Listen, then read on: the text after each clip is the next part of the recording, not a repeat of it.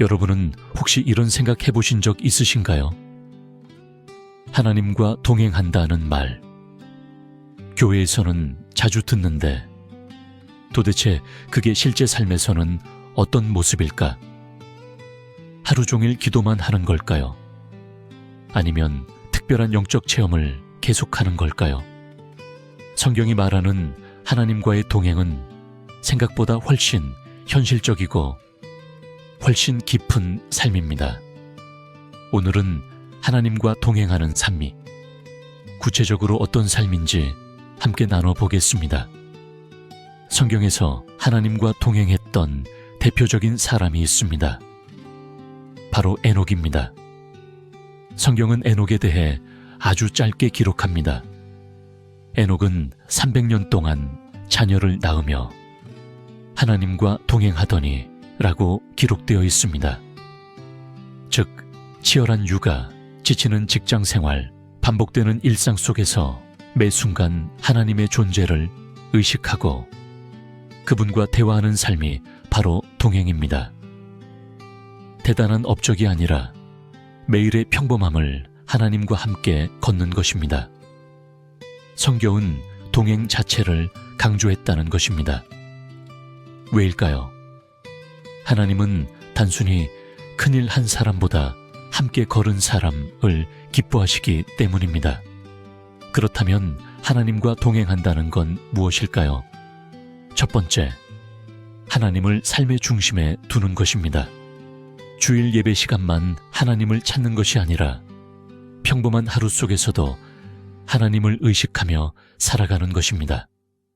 아침에 눈을 뜰 때도, 사람을 만날 때도, 돈을 사용할 때도, 화를 참아야 할 때도 주님이라면 어떻게 하실까? 그 질문을 품고 살아가는 삶. 그게 동행의 시작입니다. 두 번째, 순종하며 걷는 삶입니다. 동행은 단순히 같이 있는 게 아닙니다. 방향을 함께 맞추는 것입니다. 내 뜻은 저쪽인데 하나님 뜻은 이쪽이라면 진짜 동행은 내 길을 내려놓고 하나님의 방향을 따라가는 것입니다. 우리는 종종 하나님의 말씀을 듣기보다는 하나님이 내 계획을 도와주시길 원합니다. 그러나 신앙은 하나님을 내 삶에 끌어들이는 것이 아니라 내가 하나님의 뜻 안으로 들어가는 것입니다. 노아가 하나님의 말씀을 순종하여 120년 동안 방주를 지은 것처럼 아브라함이 너의 고향과 친척과 아버지 집을 떠나라 는 하나님의 말씀을 들었을 때 자기의 모든 계획을 내려놓고 그 말씀을 따랐습니다. 그런데 더욱 놀라운 것은 하나님이 목적지를 설명하지 않으셨다는 것입니다. 그럼에도 아브라함은 정처 없이 떠났습니다. 세 번째, 혼자 결정하지 않는 삶입니다.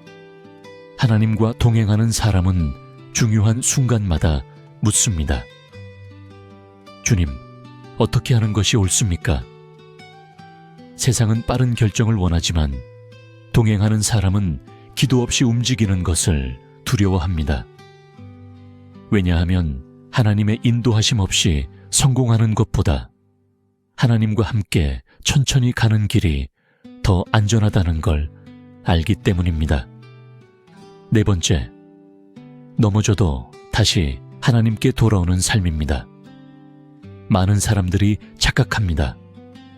하나님과 동행하는 사람은 늘 완벽할 것이다. 아닙니다. 성경의 믿음의 사람들도 수없이 흔들렸고 실패했습니다. 다윗도 넘어졌고 베드로도 무너졌습니다. 하지만 그들은 넘어진 자리에서 하나님을 떠나지 않았습니다. 동행은 완벽함이 아니라 관계를 포기하지 않는 것입니다. 그리고 마지막, 하나님과 동행하는 사람은 점점 하나님을 닮아갑니다. 마음이 변하고 말이 변하고 사람을 대하는 태도가 변합니다.